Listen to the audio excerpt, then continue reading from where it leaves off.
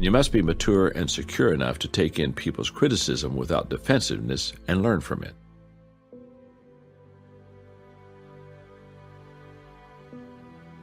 Become a chief encourager of your team. For many years, I've enjoyed the relationship of the Cathy family, the leaders of Chick-fil-A. One day I was having dinner with Truett Cathy, the company's founder, and he said, "Do you know how I identify someone who needs encouragement? If the person is breathing, they need a pat on the back." I have yet to meet a person who doesn't enjoy and benefit from encouragement. No one is too successful, old, experienced, or educated to appreciate positive praise and encouragement from another person. A great example of this can be found in the lives of two talented authors and teachers, C.S. Lewis and J.R.R. Tolkien. The friends, both professors at Oxford, often met to share with each other the fiction they were writing. When Tolkien was writing The Lord of the Rings, he became discouraged. Lewis continually encouraged his friend to keep writing.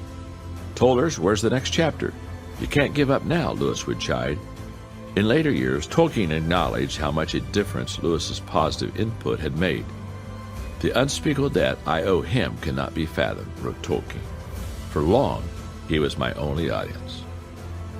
As a leader, you have great power to lift people up, Mother Teresa said. Kind words can be short and easy to speak, but their echoes are endless.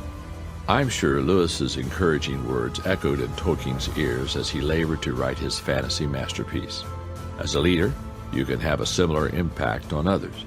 People enjoy affirmation from a peer, but they really value it from their leader. The words, "I'm glad you work with me," "You add incredible value to the team," mean a lot coming from someone who has the best interest of the team, department, or organization at heart. If you want people to be positive and to always be glad when they see you coming, encourage them. If you become the chief encourager of the people on your team, they will work hard and strive to meet your positive expectations. Number 5, strike a balance between care and candor.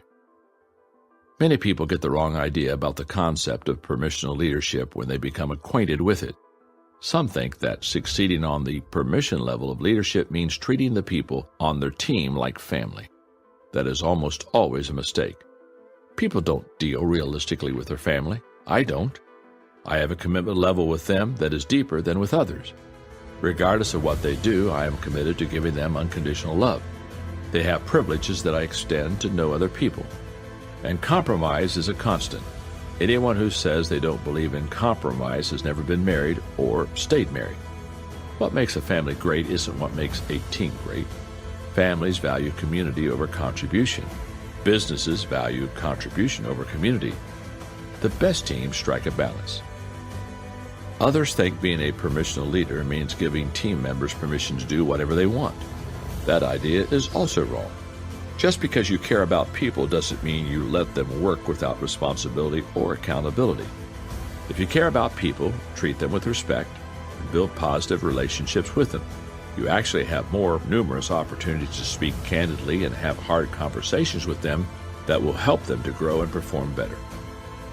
Every person has problems and makes mistakes in the workplace. Every person needs to improve and needs someone to come alongside of them and help them improve. As a leader, it is your responsibility and your privilege to be the person who helps them get better. That often begins with candid conversation. But before you have it, it helps to ask yourself what the nature of the problem might be. My friend Sam Chan says that when he is having difficulty with a person, he asks himself one simple question. Is this person a can't or a won't? Can't is about their abilities. We can help these kind of people in most cases, not in all cases, but in most. But won't is about attitude. If the issue is attitude, the time to let that person know there is a problem is now. Because here's the deal. We hire people for what they know, and we fire them for who they are. I believe that people can change their attitudes and can improve their abilities. And because I do, I talk to them about where they're coming up short. If you're a leader and you want to help people, you need to be willing to have those tough conversations. So how does a leader handle being relational while still being able to move people forward? By balancing care and candor. Care without candor creates dysfunctional relationships.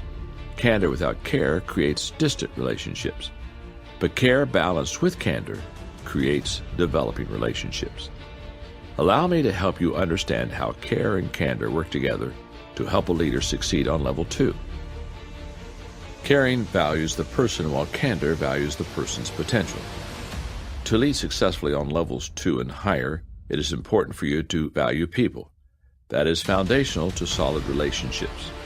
Caring for others demonstrates that you value them.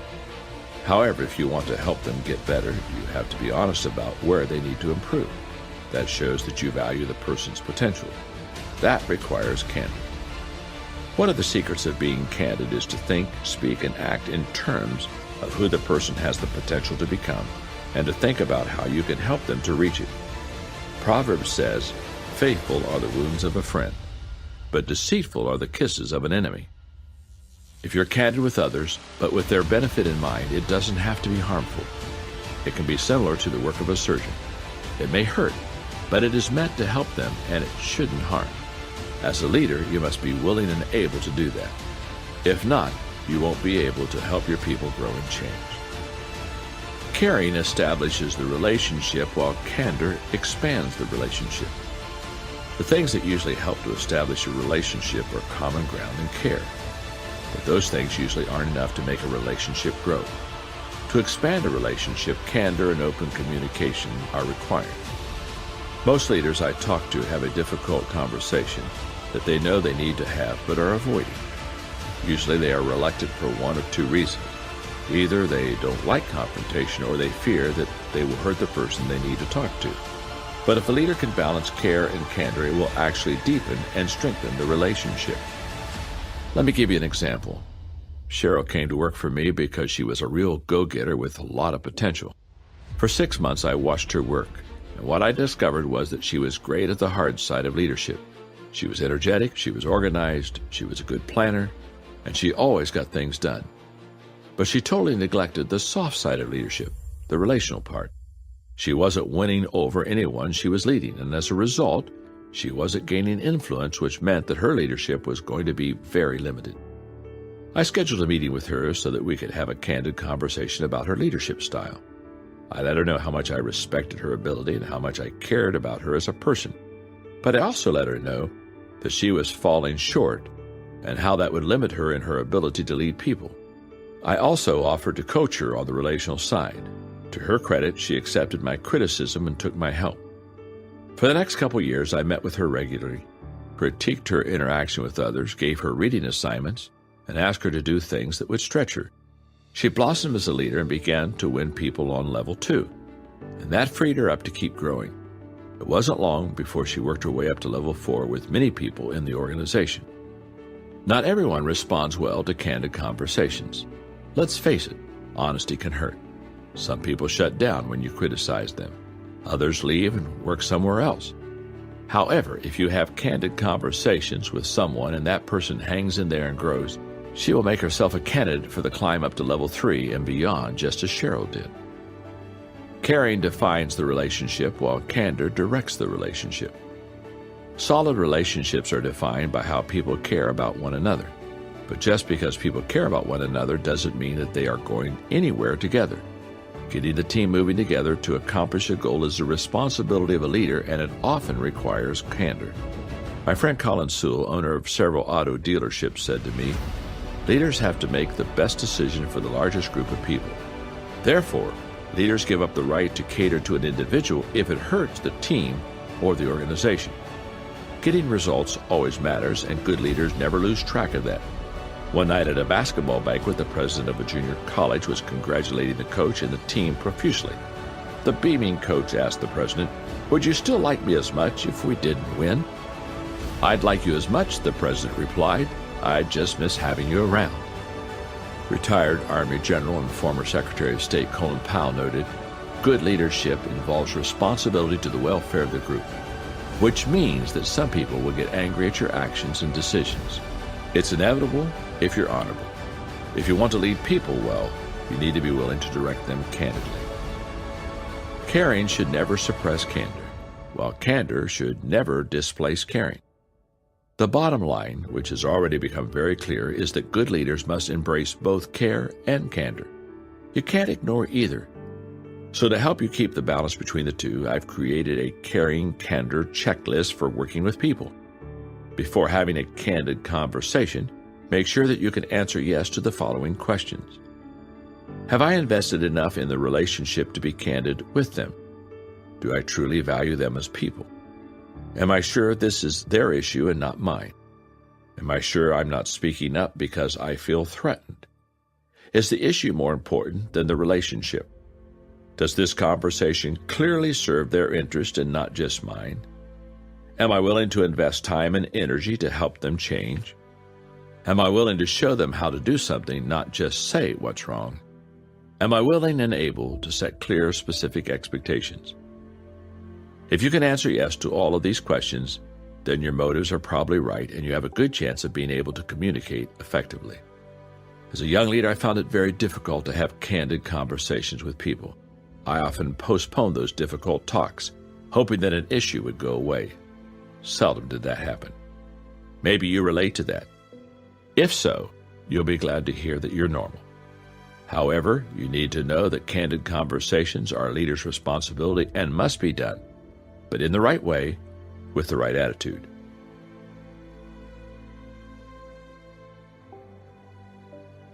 When an employee is hired to get a certain job done and doesn't, that hurts the team and the organization. And then it's time for the leader to take action. That can be very hard, but in the long term, it is the best not only for the organization, but also for the person who needs to hear what's not going right. The next time you find yourself in a place where you need to have a candid conversation, just remember this. Do it quickly. Shovel the pile while it is small. Do it calmly. Never in anger. Use the caring candor checklist. Do it privately. You want to help the person, not embarrass him or her. Do it thoughtfully, in a way that minimizes embarrassment or intimidation. If your goal is to help the individual, improve the team, and fulfill the vision of the organization, then this is the path you should follow as a leader. As you work with people and have candid conversations, allow me to remind you of one more thing. Candidness is a two-way street. If you want to be an effective leader and earn your way onto level 2, you must allow the people you work with to be candid with you. You must solicit feedback. And you must be mature and secure enough to take in people's criticism without defensiveness and learn from it. Leadership expert Warren Bennis observed, effective leaders reward dissent as well as encourage it. They understand that whatever momentary discomfort they experience as a result of being told from time to time that they are wrong is more than offset by the fact that reflective backtalk increases a leader's ability to make good decisions. Caring for people, making good decisions for everyone involved, and building solid relationships is what level 2 is all about. This is permission at its best. The laws of leadership at the permission level. If you want to use the laws of leadership to help you grow and win permission on level 2, then consider the following. The law of influence. The true measure of leadership is influence. Nothing more, nothing less. If you boil leadership down to its essence, it is influence. Leaders help people work together to accomplish goals that benefit everyone involved. How does one person get others to do something willingly, excellently, and consistently? By influencing them. When I first developed the 5 levels, I called it the 5 levels of influence. Why? Because each time a leader climbs a level, their influence increases. The influencing process begins at level 2, where relationships are formed. That is where leadership begins the shift from coercion to cooperation. The law of addition. Leaders add value by serving others. Why do people initially want to be in leadership? Is it to gain power? To have more freedom? To receive a bigger paycheck? To feed their ego? Many times leaders begin their careers with selfish motives. Maybe that's not a good thing, but it doesn't have to be a bad thing if we are willing to change and put our focus on others. I have observed that most level 1 leaders who have no desire to move up to level 2 permission haven't gotten beyond the selfishness of wanting a leadership position for their own benefit. To move up to level 2, leaders need to understand that great leaders practice the law of addition. They lead in order to help people and add value to them. The law of solid ground. Trust is the foundation of leadership. Trust is the foundation not only of leadership relationships, but of all relationships. You cannot influence people who don't trust you. You cannot build positive relationships with people if they perceive you negatively. Trust is a glue that holds people together. Trust begins at level 2, and it grows as you climb to the higher levels of leadership. If people trust you, they will be willing to move upward with you. Without trust, you'll quickly find yourself back down at level 1. The law of magnetism. Who you are is who you attract. I've studied leadership dynamics since I was a teenager, and something I've noticed early is that birds of a feather flock together. It is a fact of life that like-minded people are attracted to one another. Groups of people tend to be of similar age, values, and background. I've also seen that leaders attract who they are, not necessarily who they want. As you gain influence in your department or organization, that can be good news or bad news. If the people who start flocking to you are relational, non-territorial, teachable, and productive, then that is a positive statement about your leadership. If they are positional, closed-minded, and unmotivated, then that reflects negatively on your leadership. If you want to change your team, then change yourself. The law of connection. Leaders touch your heart before they ask for a hand. If you want to build relationships and gain people's permission to lead them, then work hard to connect with them. I define connecting as having the ability to identify with and relate to people in such a way that it increases your influence with them. That is what you must do on level 2 to win them over and earn the right to lead them. The law of buy-in. People buy into the leader, then the vision. Leaders are by nature visionary. They have great hopes. They have big dreams. They want to win and win big. But a great vision without a great team often turns into a nightmare. Teamwork makes the dream work. I'll discuss how to build a team on level 3. Often leaders share their visions with me and then ask, "Do you think my people will buy into my vision?" When they ask me this, I know they don't understand level 2 permission and probably haven't won it yet with their people. Why do I say that? Because they're asking the wrong question. Instead, they should be asking, have my people bought into me? The size or the worthiness of a leader's vision often isn't what determines whether it will be achieved. The determining factor is usually the level of the leader. Before you ask people to move forward to achieve the vision, they must first buy into you as a leader. Before they buy into you as a leader, you must have earned their trust and gained permission to lead them. That begins on level number 2. Beliefs that help a leader move up to level number 3.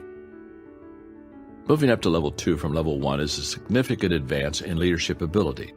Very often, an achiever or a producer will be given a leadership position at level 1 with the expectation that that person can make the transition from worker to leader. Most of the people who fail to move up into leadership don't make it because they never understand the importance of building relationships with people that they work with and gaining their permission to lead them. However, there are still more important leadership levels to be won. If you have worked your way up to level 2 with people and have gained their confidence as a person who cares about them, then it's time to start thinking about the way a level 3 leader does. To begin that shift, keep in mind the following 3 things.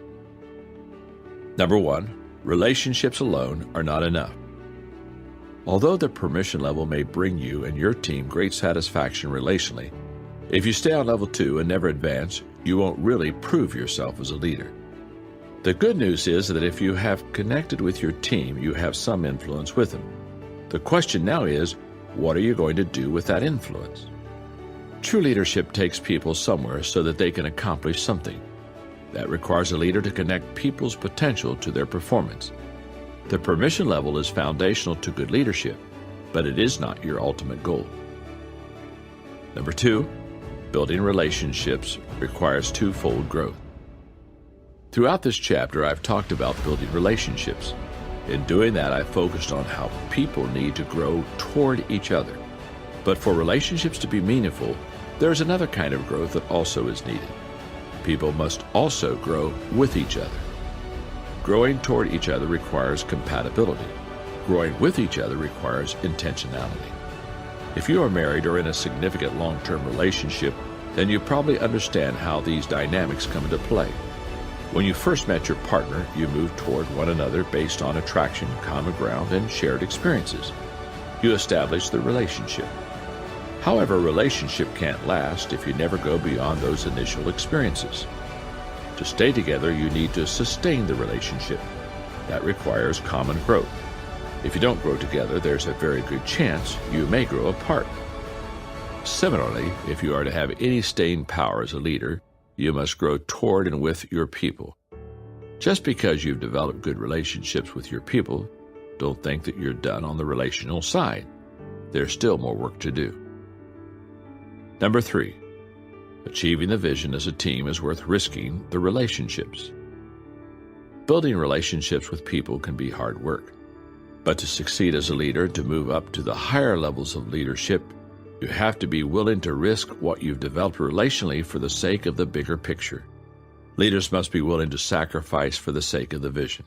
If achieving the vision is worth building the team, it is also worth risking the relationships. Building relationships and then risking them to advance the team creates tension for a leader. That tension will force you to make a choice, to shrink the vision or stretch the people to reach it. If you want to do big things, you need to take people out of their comfort zones. They might fail. They might implode. They might relieve their own tension by fighting you or quitting. Risk always changes relationships. If you risk and win, then your people gain confidence. You have shared history that makes the relationship stronger.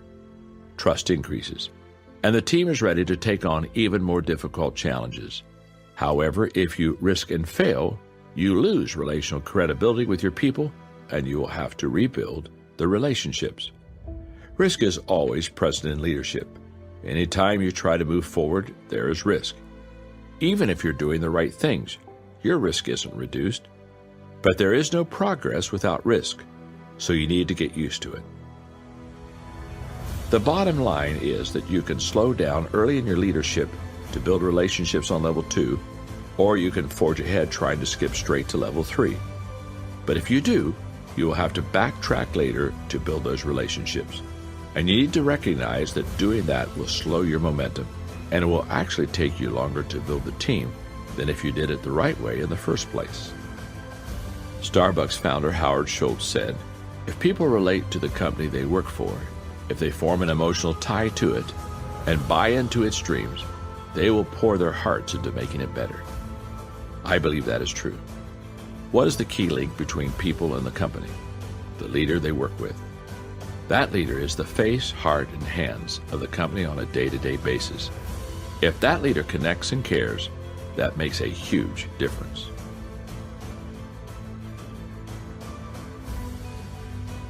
As you reflect on the upsides, downsides, best behaviors, and beliefs related to the permission level of leadership, use the following guidelines to help you grow as a leader. Number 1, be sure you have the right attitude toward people.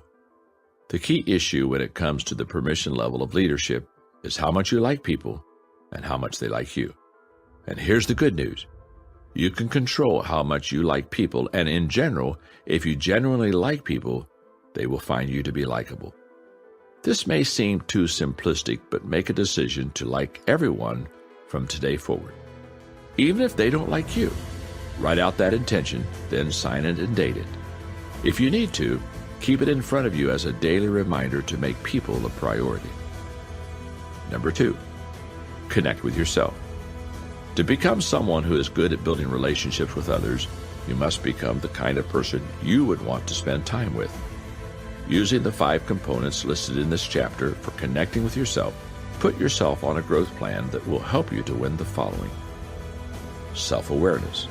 Know your personality type, temperament, talents, strengths, and weaknesses. Self-image. Deal with any personal issues you may have so that you can think of yourself in a positive way. Self-honesty. Look at yourself realistically and decide to face reality, no matter how much it may hurt. Self-improvement. Make a commitment to grow in your ability to develop relationships. Self-responsibility. Acknowledge that you are responsible for your own actions and attitudes. Number 3, understand where you're coming from. Are you a naturally relational person who tends to put people ahead of productivity? Or are you an achiever who tends to put productivity ahead of people? You must recognize which you are and learn to win both relationships and results. Number 4, express value for each person on your team. Take some time and come up with positive things that you can honestly say about each person on your team. Then take the time during the next week to tell each person at least one positive thing about themselves. Number 5, evaluate where you are with your team. Write a list with the names of the people on your team. Now for each, determine how well you know them by answering the following questions, which come from materials the Eli Lilly Corporation developed from the 5 levels of leadership. What 3 non-business things do you know about this person? What does this person value? What are this person's top 3 concerns? What does this person want or hope for in life? If you are unable to answer these questions for someone on your team, then you need to spend more time getting to know that person. Set aside time this week to get to know him or her better. Number 6, accept the whole person as a part of leading. If you want to be a good leader, you don't get to use people's time and skills while ignoring or neglecting the rest of them as individuals. That's not fair or right. Learn to accept responsibility for helping people and dealing with the messy side of leadership, or step down and get out of leading without standing on the sidelines and criticizing the way other people lead. Number 7, make fun a goal. One of the best ways for goal-oriented individuals to develop a more people-oriented style of leadership is to try to make the workplace more fun. If you're more task-oriented than people-oriented, then make fun a goal on your to-do list. That will make it more palatable for you while at the same time making you more likable. Number 8, give people your undivided attention. Many people in the workplace today feel dehumanized and demoralized. They believe that the leaders and organizations they work for don't care about them as people. To counter that, when you engage with people, pay attention and really listen. Few things communicate that you care for people better than giving them your undivided attention, and it doesn't cost you anything but time. Number 9, become your team's encourager-in-chief. People are naturally attracted to people who give them confidence and make them feel good about themselves. You can be a leader who does that if you're willing to become an intentional encourager. Try it out. For the next 2 weeks, say something encouraging to someone on your team every day. Then watch to see how that person responds. Do that with everyone on your team, and they will not only want to work with you, but they will also get more done. Number 10, practice care and candor. If you care about your people, you'll want to be honest with them in a way that helps them. When you see that someone on your team is making mistakes or in some way falling short, plan to talk with that person immediately. Use the caring candor checklist to make sure that you do it in the right way.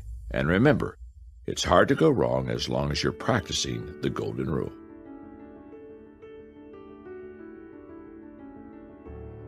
Making things happen separates real leaders from wannabes. The production level is where leadership really takes off and shifts into another gear. Production qualifies and separates true leaders from people who merely occupy leadership positions. Good leaders always make things happen. They get results. They can make a significant impact on an organization. Not only are they productive individually, but they also are able to help the team produce. This ability gives level 3 leaders confidence, credibility, and increased influence. No one can fake level 3. Either you're producing for the organization and adding to its bottom line, whatever that may be, or you're not. Thomas Watson, the founder of IBM, noted, "The outstanding leaders of every age are those who set up their own quotas and constantly exceed them." That is a good description of a level 3 leader. They are self-motivated and productive. As a result, they create momentum and develop an environment of success, which makes the team better and stronger. Another benefit of leadership on level 3 is that it attracts other highly productive people. Producers are attractive to other producers. They respect one another. They enjoy collaborating. They get things done together. That ultimately creates growth for the organization. Leaders can get to level 1 for an almost endless number of reasons. They show promise, they have connections, they play politics, they have seniority, the organization is desperate, you name it. and someone has probably received a leadership position because of it. Leaders who are naturally good with people or who take pains to learn people skills can move up to level 2. But some people never move up from level 2 permission to level 3 production. Why? They can't seem to produce results. When that is the case, it's usually because they lack the self-discipline, work ethic, organization, or skills to be productive. However, if you desire to go to higher levels of leadership, you simply have to produce. There is no other way around it. The upside of production. You now have leadership credibility. With the addition of production, people's leadership really begins to hit its stride. Built on a foundation of strong relationships, leaders who get results dramatically improve their team and organization. There are so many upsides to level 3. Here are 6. Number 1, leadership production gives credibility to the leader. The ability to produce results has always been the separation line for success. It is also the qualifying line for leadership. Peter Drucker, often described as the father of modern management, expressed it this way: there are 2 types of people in the business community: those who produce results and those who give you reasons why they didn't. Authentic leaders know the way and show the way to productivity. Their leadership talk is supported by their walk. They deliver results. They live on their performance, not their potential. They lead by example. And their ability to get results tends to silence their critics and build their reputations. Colin Powell asserted, "You can issue all the memos and give all the motivational speeches you want. But if the rest of the people in your organization don't see you putting forth your very best effort every single day, they won't either." Level 3 leaders take their people where they want them to go. They don't send them there. They are more like tour guides than travel agents. Why? Because people always believe what we do more than what we say. Therefore, the credibility of a level 3 leader can be summed up in one word: example. Recently, I ran across the story of a great general from history named Epaminondas. A leader of Thebes, he was a brilliant military tactician who defeated the vaunted Spartans. His victories brought him great acclaim, but they also produced enemies within his own city. The opponents of Epaminondas could find no easy way to destroy or discredit him, so instead they sought to humiliate him. They put him in charge of collecting the city's garbage, a thankless job in a filthy city. Even though he knew his appointment to the job was done out of spite and was meant to humiliate him, he accepted it with dignity, saying, "If the position will not reflect glory on me, I will reflect glory on the work." I suspect that the story is apocryphal, but it still proves the point. If we do our work with excellence and help others to be productive, we gain great leadership credibility. I found this to be true in my own career. As I was graduating from college with a bachelor's degree, 2 churches offered me the job of being their pastor. One was in Maysville, Kentucky. It offered an excellent salary and benefits and was an exceptional place to begin my ministry career. The other was in Hillham, Indiana. It was a very small church in the middle of nowhere that could not afford to pay me a full-time salary. I chose Hillham over Maysville. Why? I wanted to prove to myself and others that I could lead people and build a congregation. My father advised me that Hillham would be a better place to learn. It was one of my best decisions as a leader. During the 3 years that I led that church, it grew and prospered in many ways. Many people began to attend the church for the first time.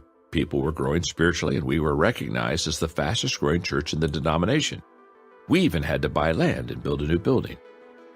It was in Hillham that I learned to move up from level 1 position to level 2 permission to level 3 production.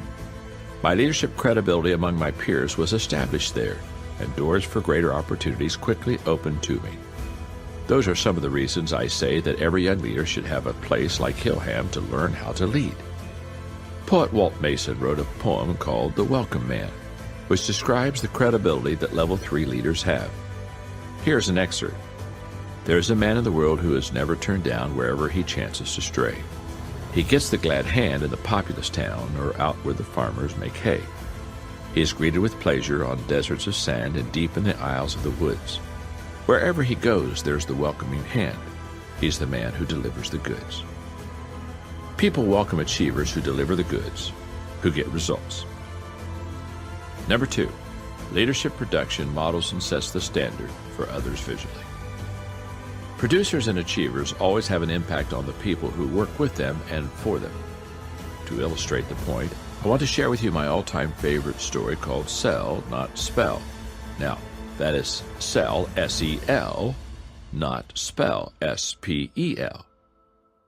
A newly hired traveling salesman wrote his first sales report to the home office. It so stunned the brass in the sales department because it was obvious that the new salesperson was ignorant.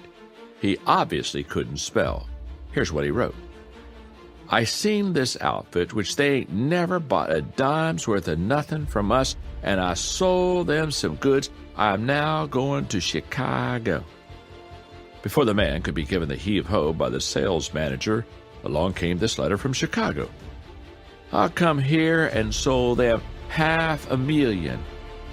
Fearful if he did, and afraid if he didn't fire the ignorant salesman, the sales manager dumped the problem in the lap of the president. The following morning, the ivory-towered sales department members were amazed to see, posted on the bulletin board above the 2 letters written by the ignorant salesman, this memo from the president with equally atrocious spelling. We've been spending too much time trying to spell, S-P-E-L, instead of trying to sell, S-E-L. Let's watch those sales, S-A-I-L, less. I want everybody should read these letters from Gooch, who is on the road doing a great job for us, and you should go out and do like he done. Okay, I admit that it's a corny story, but I just love it because it shows how loudly productivity speaks to any organization. Gooch in the story may not be a level 3 speller, but he is certainly a level 3 producer. And as a result, the company president held up his example as a standard to follow. That's how it is in leadership. Productivity puts people at the head of the class. And when the producer has already done the slow work of building relationships on level 2, his or her leadership really takes off. I had to learn this the hard way. When I came out of college, someone could have written a book about all the things I didn't know. I was just a kid and had no idea how little I knew. But I liked people and I worked hard, and I could produce. As a result, new worlds opened up to me very quickly. I was surprised and pleased when people started asking me to speak at conferences to tell my story. As a result, my influence began to grow, and soon leaders began to visit our church and ask more questions. Many times these leaders were older and much more experienced than I was. I found that very humbling, but it also inspired me to want to help people more. That was when I began to develop resources. I wanted to keep helping people long after my personal contact with them was finished. This eventually led to my writing books and being published. I don't tell you this to brag. What I'm really trying to communicate is that anyone who can produce has a chance to influence people at a higher level. That's the power of level 3 production. If you can develop solid relationships with people and you can produce, you can be an effective leader. Productive leaders are an example to the people they lead, and their productivity sets the standard for the team. President Abraham Lincoln recognized this. During the American Civil War, the president relieved General John C. Fremont of his command. He said it was for this reason. His cardinal mistake is that he isolates himself and allows no one to see him. Lincoln knew that leaders need to be among their people, inspiring them with their ability, letting them see what the standard should be for their performance.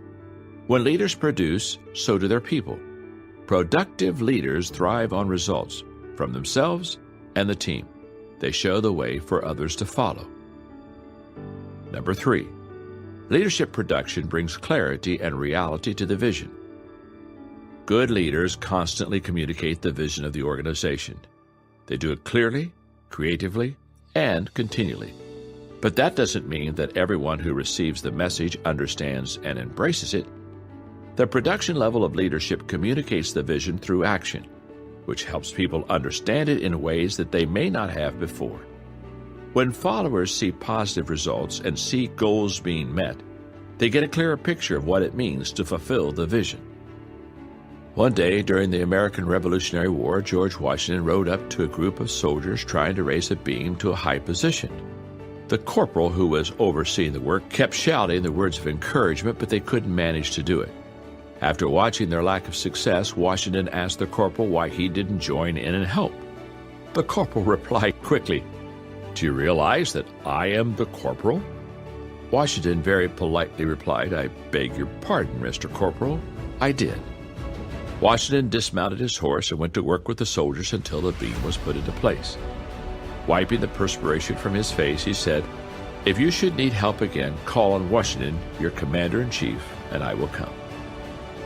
Level 3 leaders help their people see what productivity looks like, and with each day of productivity, the team gets one step closer to making the vision a reality. That encourages members of the team.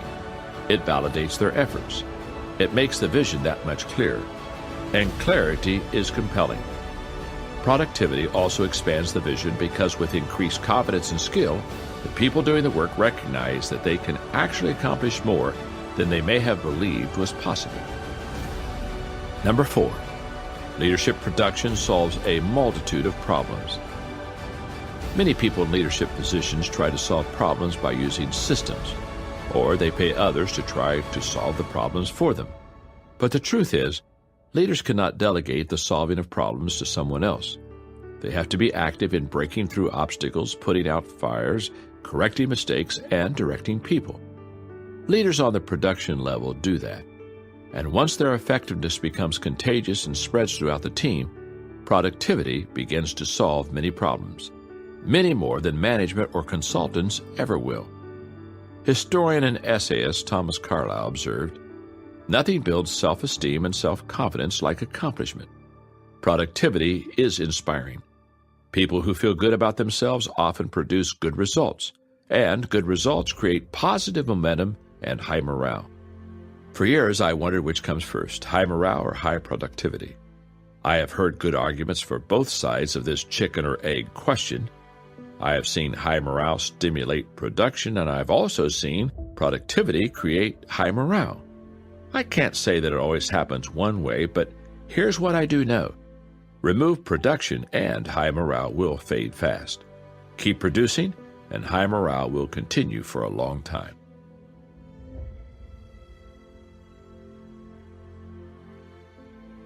Leaders who can produce positive results on level 3 always have a positive impact on their team.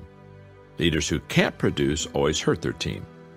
In the War of 1812, the American general William Winder led his forces to defeat against the British, despite a 4-to-1 troop superiority. In the process, he was taken prisoner. However, realizing that Winder's incompetence made him an ideal opponent, the British returned him to the American army. As a result, when the British later attacked the American capital, they were able to overcome defending forces led by Winder and burn much of it to the ground. If Winder had been able to advance to level 3 in leadership prior to taking command as a general, perhaps his men could have stopped the British Army's advances in battles. As it was, he succeeded only in hurting the American cause. Productive organizations led by level 3 leaders are hard to beat. Their effectiveness is high, and so is their morale. Former General George C. Marshall said, "Morale is a state of mind. It is steadfastness and courage and hope. It is confidence and zeal and loyalty. It is staying power, the spirit which endures to the end, the will to win. With it, all things are possible. Without it, everything else is for naught." Number 5, leadership production creates momentum. When well-led organizations sustain high morale and high productivity over time, they gain momentum, which is any leader's best friend. Momentum helps a leader do anything and everything more easily. That's why I call it the great exaggerator. Without momentum, everything is harder to do than it should be. With it, everything is easier. My wife and I live in coastal Florida on a river that flows into the ocean about a mile from our house. So every day we witness the ebb and the flow of the tide. I sometimes enjoy swimming in the river, and I've made a discovery. When I'm swimming with the tide, my progress has little to do with the speed and the strength of my strokes. It is determined by how fast the tide is moving. Swim with it, and you make fast progress. Swim against it, and you move very slowly, no matter how hard you work at it. When the tide is up, all the boats rise. When it is down, all the boats go down. it's hard to fight the tide. The same is to be said of leadership momentum. Have it on your side and your performance is actually better than your capability. For example, think about what happened with Apple when the company introduced the iPhone. It created a tidal wave of momentum and vastly increased their market share not only in smartphones, but also in computers. After years of being marginalized as a niche company with relatively small but very loyal following, they are now mainstream again and going strong. That's why I often advise leaders to spend less time trying to fix problems and more time trying to create momentum. Level 3 is a momentum-producing environment. Production-level leaders understand momentum and use it to the organization's advantage. And they also understand that not everyone in an organization helps to create momentum. Here's what I mean. There are 3 types of people when it comes to momentum. They are momentum takers. The vast majority of people don't start anything, nor do they stop anything. They just go along for the ride. If momentum is moving, they move with it. If it has stopped, so do they. Their productivity and effectiveness are based almost entirely on what others do to make things happen in the organization. For that reason, they need good leaders who produce and create a productive environment. That is one of the reasons why I define morale as faith in the leader. Momentum breakers. The second type of person actually hurts morale and momentum in an organization. Not only do they not produce, but they prevent others from producing. These types of people cause problems and, whether intentionally or not, hurt the organization. Momentum makers. The final type, momentum makers, are level 3 leaders. They produce. They make things happen. They create momentum. Their behavior is consistent with the advice given by the legendary Alabama football coach Paul Bear Bryant, who said, "Don't worry about making friends. Don't worry about making enemies. Worry about winning. Because if you win, your enemies can't hurt you, and if you lose, your friends can't stand you." If you build solid permissional relationships on top of a foundation of positional rights and add the results of productivity, you will gain momentum. And when you do, you'll find that your work comes to fruition more quickly. That is a benefit of level 3. Number 6. Leadership production is the foundation for team building. Who wants to leave a championship team? No one. Who wants to leave the cellar dweller? Everyone. People simply love being on a winning team. Winners attract people, some good, some bad, some average. The key to building a winning team is recognizing, selecting, and retaining the best people from the ones you attract. The good news is that if you reach level 3, you know what productivity looks like because you live it. The bad news is that having talented people on the team doesn't automatically guarantee success. You can still lose with good players, but you cannot win without them. The difference comes from building them into a team, which I'll discuss later in this chapter. But remember this, if you aren't a proven producer, you won't attract and keep other proven producers. That's why you need to win level 3.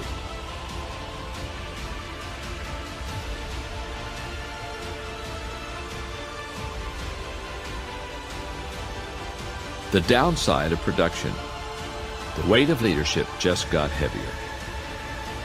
Like everything else in life, the production level of leadership has its downsides as well as its upsides. With level 3 leadership, achievement within the organization becomes easier. However, the leadership itself doesn't become easy. Here are the 4 main downsides I've discovered on level 3. Number 1, being productive can make you think you're a leader when you're not. All great leaders are productive. However, it is possible to be a producer and not a leader. Personal success does not always translate into team success. Leadership is defined by what a person does with and for others. It is established by making the team better and more productive. It's measured by what the entire group accomplishes, not by the individual efforts of a person in charge. Good leadership is never based on what someone does by and for himself. I know many individual producers who have no desire or ability to lead others. Some don't have the people skills. Others don't have the desire to be responsible for others or take the time to help them become productive. For example, Ted Williams was one of the greatest hitters in baseball. He is the last player to have a batting average over 400 during a season. Yet he was not a successful hitting coach. When his players were not hitting well, he would say, "Keep your eye on the ball." That advice was given by a man with extraordinary coordination who was successful because he was able to look at a ball and tell what kind of a pitch it was by how the stitching moved. In his mind, it was all simple. All he did was keep his eye on the ball. His players who were less talented needed more instruction. Ted Williams was a great player, but he never made it as a leader in baseball. Organizations all over the world make the mistake of putting high producers into leadership positions only to watch them fail to lead well. I've done that. I've seen someone make things happen and thought, wow, this person is going to be a fantastic leader, only to have that person continue to make things happen for himself, but ignore and demoralize his team. That's not leadership. Why is this mistake made so often? Because a prerequisite for being an effective leader is the ability to be effective yourself. That is one of the qualifying marks of a leader, but it is not the only qualification. Good leaders must establish themselves in their position on level 1, gain people's permission on level 2, be productive on level 3, and possess the desire to take the entire team to a higher level. Number 2, productive leaders feel a heavy weight of responsibility for results. I once saw a cartoon depicting a sales meeting in which the speaker said, "We run our business like a game show. Produce and you come back. Don't produce and we have some lovely parting gifts for you." That's humorous, but that's also the way it is for leaders. If a football team doesn't win, the coach gets fired. If a corporation doesn't make profits, the CEO gets the axe. If a politician doesn't do a good job for his constituents, he doesn't get reelected. In any organization, the responsibility for results rests with the leader. What the World War II British Field Marshal Bernard Law Montgomery said was true. No leader, however great, can long continue unless he wins victories. Productivity is measurable. Organizational growth is tangible. Profitability is quantifiable. Leaders who fail to increase them are held accountable. Leaders who add to them are rewarded, and then asked to achieve even more the next time. High performance requires high commitment. Honestly, many leaders who reach level 3 tire of leading because of the weight of responsibility they feel. Most leaders experience days when they wish no one was watching their performance, looking to them for direction, or wanting them to make something happen. However, effective leaders understand that the cost of leadership is carrying the responsibility of their team's success on their shoulders. That is the weight every leader feels starting on level 3. You will have to decide whether you're willing to carry it. Number 3, production leadership requires making difficult decisions. A large corporation recently made a stray dog a senior vice president. When asked why they would do such a thing, the board of directors replied, "His ability to get along with everyone, his prompt response to a pat on the back, his interest in watching others work, and his great knack for looking wise while saying nothing made him a natural for the position." If only leadership were really that easy. Whenever you see a thriving organization, you can be sure that its leaders made some very tough decisions and are continuing to make them. Success is an uphill journey.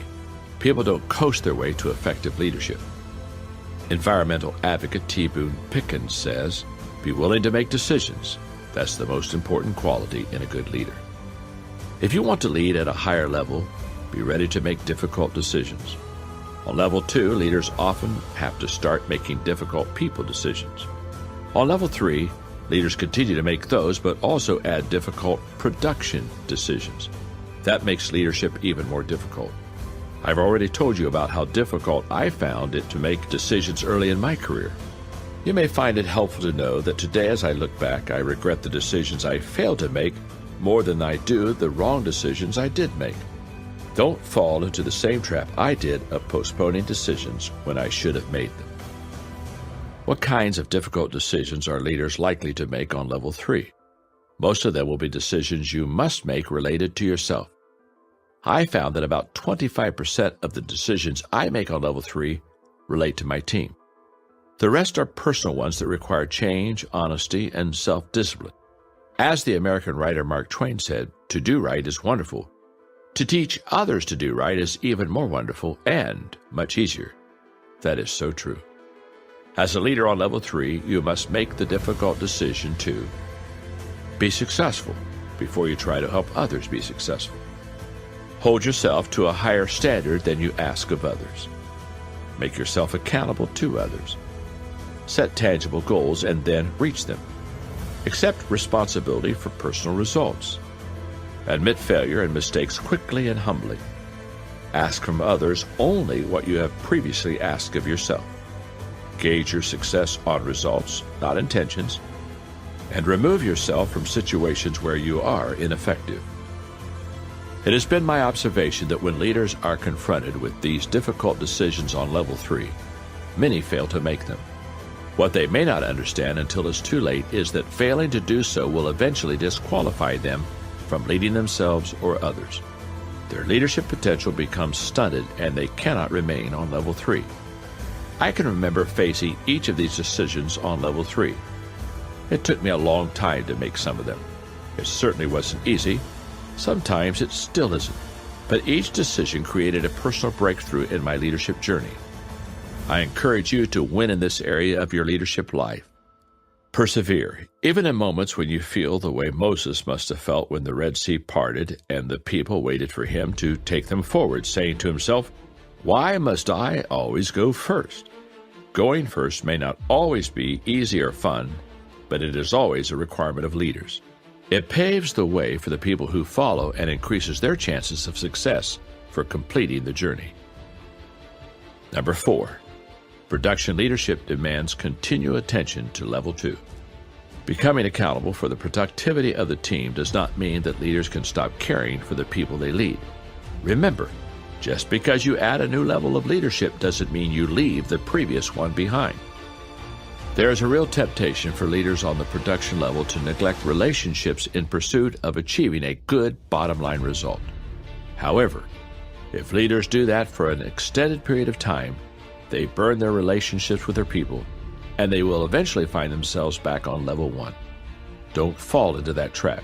Keep developing the relationships and caring for them as you produce results. Best behaviors on level 3. How to make the most of production in leadership. Moving up through level 3 based upon solid level 2 relationships is no small feat for any person.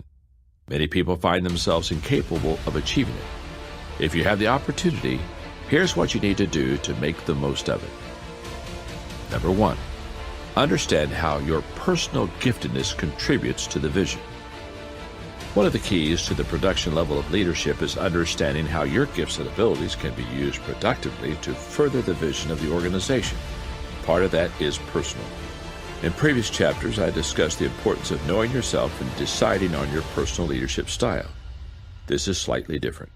If you are a leader, you must have a sense of vision for your leadership, and it must align, at least during the current season, with the vision of the organization you serve. It took me a long time to develop a sense of where my true strengths lie and how I could serve an organization that I lead.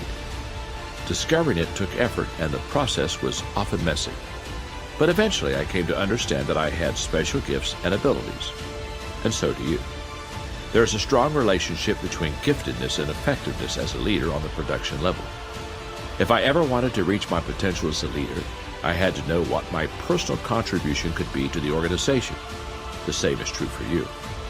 As an example, I'll tell you the 4 areas where I personally contribute the most to the productivity of an organization or a team. Influencing people, which is leadership. Connecting with people, that's my relationship skills. Communicating with people, speaking, and creating resources to help people, writing. These comprise my strength zone. They are the key to production for me and where the best results will be realized. Knowing this doesn't let me off the hook as far as growth and learning are concerned. I am as committed to learning and growing today as I was back in the early 1970s when I started my first personal growth plan. The difference is that now I concentrate almost exclusively on growing in those 4 areas. After discovering what I was made to do, I began to focus my efforts. The more focused you are within your talents, the more rapid the rate of growth and the greater you increase your overall potential to be a productive leader.